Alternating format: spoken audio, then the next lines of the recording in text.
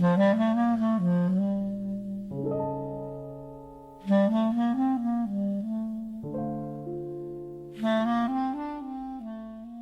vous passiez l'été au bout du monde, chez vous ou au travail, bienvenue dans Traceur de Voix.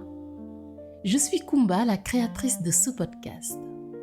Avec ces carnets de vacances, j'ai eu envie de vous accompagner tout l'été, vous offrir une bulle, un espace pour souffler, ralentir, interroger vos priorités, réapprendre à rêver et peut-être à redessiner quelques-unes de vos propres règles. Alors prenez une profonde inspiration, gardez près de vous de quoi écrire, de quoi vous hydrater et laissez-vous porter par la vague. Notre voyage commence maintenant.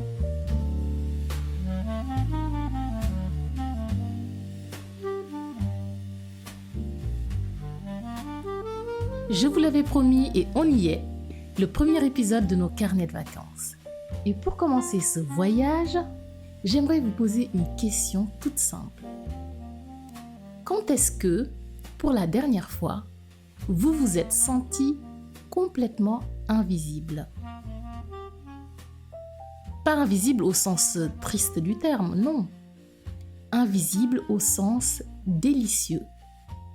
Ce moment où personne ne sait exactement où vous êtes, ce que vous faites, ce que vous pensez et ce que vous allez manger ce soir. Ce moment où le téléphone ne vibre pas, où aucune notification ne vient réclamer un morceau de votre attention. Parce qu'on le sait, nos vies ressemblent parfois à une gare de triage en heure de pointe. On est sans cesse repérable, joignable, géolocalisable, disponible. On répond à un message en marchant, on jette un coup d'œil dans nos mails professionnels en cuisinant, on scrolle sur les réseaux sociaux en attendant un café. Un nom a même été donné à cette agitation intérieure. Je suis sûre que vous avez déjà entendu parler du FOMO. C'est un anglicisme qui veut dire « Fear of Missing Out ». Pardon pour l'accent. La peur de rater quelque chose. Une info, une opportunité, une conversation, une story. Une preuve que les autres sont en train de vivre quelque chose de bien plus intéressant que nous. Ce que ça produit comme résultat, c'est qu'on est partout, tout le temps, sauf là où on se trouve vraiment. J'ai déjà vu 2 personnes au restaurant passer tout leur repas à scroller sur leur téléphone sans se regarder ni même se parler. Que vous m'écoutiez depuis votre bureau, en plein mois de juillet, depuis un train, une cuisine ou allongé sur une serviette à la plage, le piège est le même. Le piège, c'est de croire que le monde va s'effondrer si on s'absente de la boucle.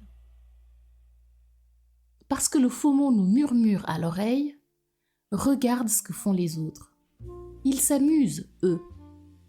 Ils avancent, eux. Ils réussissent, eux. Et ce mail-là, tu devrais peut-être y répondre maintenant. Juste pour montrer que tu es là. C'est épuisant, n'est-ce pas? Cette sensation d'être à la fois spectateur permanent de la vie des autres et gestionnaire stressé de la sienne. On s'inflige une disponibilité totale. On devient le standard téléphonique, le service après-vente et le community manager de notre propre existence. Mais cet été, je vous propose de saboter doucement ce système. Et je vous dis bienvenue dans l'ère de la JOMO. C'est quoi la JOMO? Joy of Missing Out. La joie de rater des choses. Oui, rater.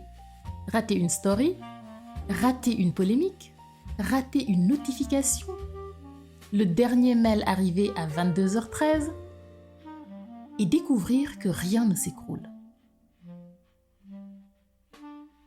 Goûter à la Jomo, c'est s'apercevoir que le monde continue à tourner sans nous et que c'est peut-être la meilleure nouvelle de la journée.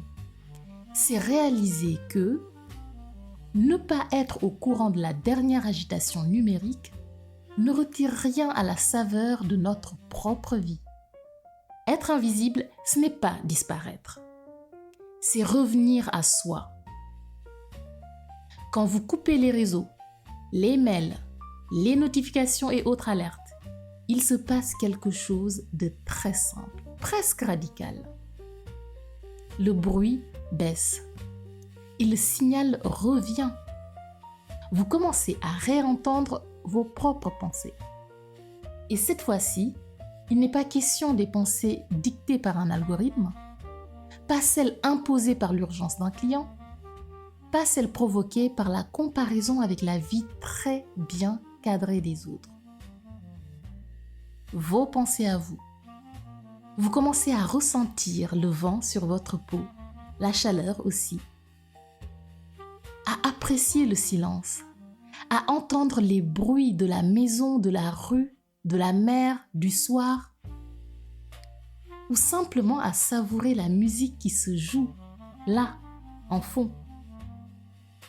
Je voudrais vous proposer une expérience pour aujourd'hui ou pour ce week-end. Un petit acte de résistance invisible. Vous allez décréter une zone blanche volontaire. Je vous explique. Pendant 2 heures, 4 heures, ou même pour les plus téméraires, une journée entière, si vous sentez d'humeur un peu punk, vous passez votre téléphone en mode avion et vous le glissez dans un tiroir. Pas dans votre poche, non, loin des yeux.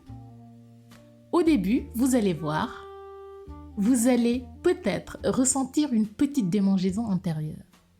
Le réflexe de tendre la main vers la table pour vérifier s'il y a du nouveau. C'est normal. Votre cerveau a pris l'habitude de recevoir sa petite récompense.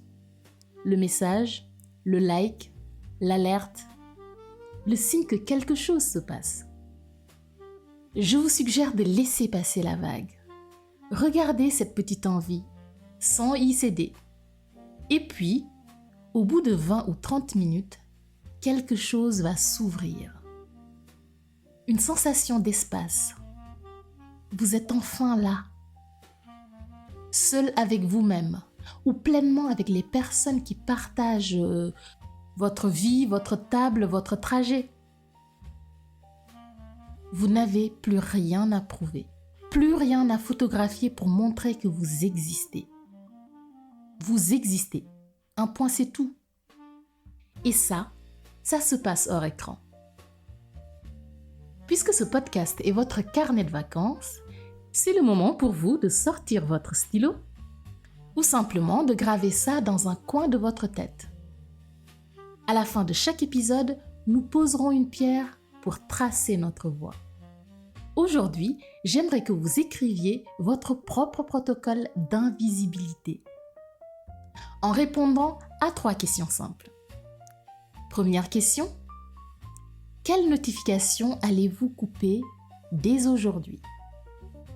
Pas toutes. Une seule pour commencer.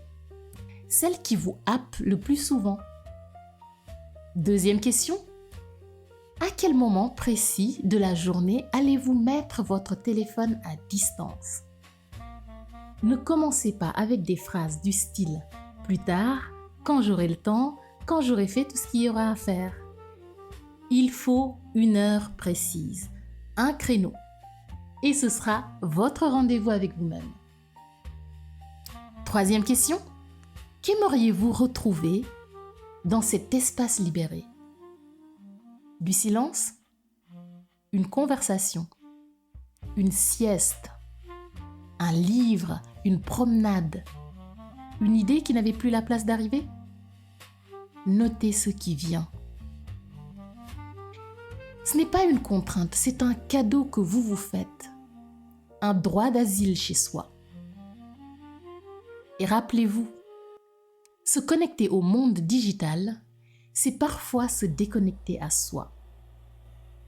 Choisir la JOMO, ce n'est pas se couper des autres par égoïsme.